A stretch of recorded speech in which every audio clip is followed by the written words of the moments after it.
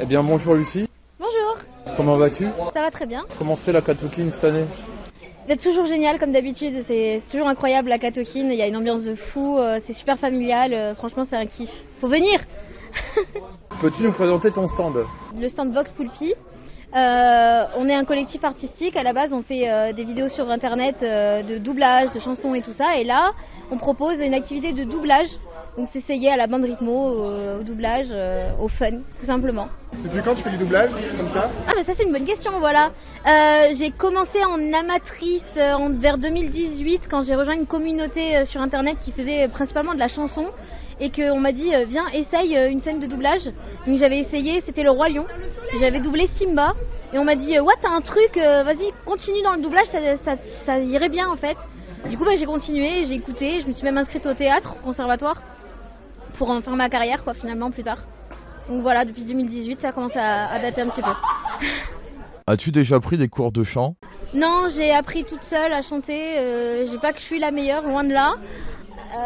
Merci.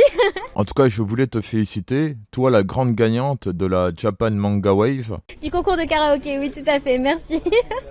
Effectivement. Je vais représenter Perpignan quand même, c'est pas rien. Et quelle chanson aimes-tu chanter? Principalement du Disney, parce que mon rêve ce serait de travailler pour Disney. Disney, pas Disneyland Paris, hein, Disney le studio bien sûr. Faire des doublages Disney, des chansons Disney, c'est le grand rêve quoi. Quels sont tes univers à part le chant? Je suis streameuse aussi, donc du jeu vidéo, principalement de l'horreur. Ça c'est fun, c'est très très fun. Je stream 3 fois par semaine, venez me voir, Vox Lucie, avec un Y. Il faut venir, il faut me follow, c'est important, pour la santé mentale tu sais. Et sinon ouais, toute ma vie c'est le doublage, hein. J'ai commencé mon auto-entreprise dans le doublage.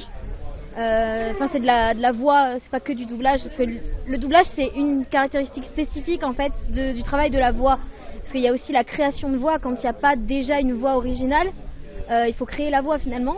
Dans un dessin animé qui serait français par exemple, la première voix elle serait française, donc c'est de la création de voix, c'est plus du doublage, c'est un autre exercice. Chose que je commence à faire aussi un petit peu.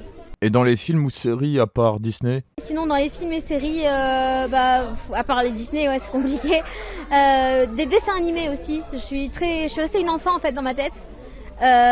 Sinon j'aime bien les films d'horreur, mais il n'y a jamais personne pour les regarder avec moi et c'est moins fun quand il n'y a pas quelqu'un en train de crier à côté.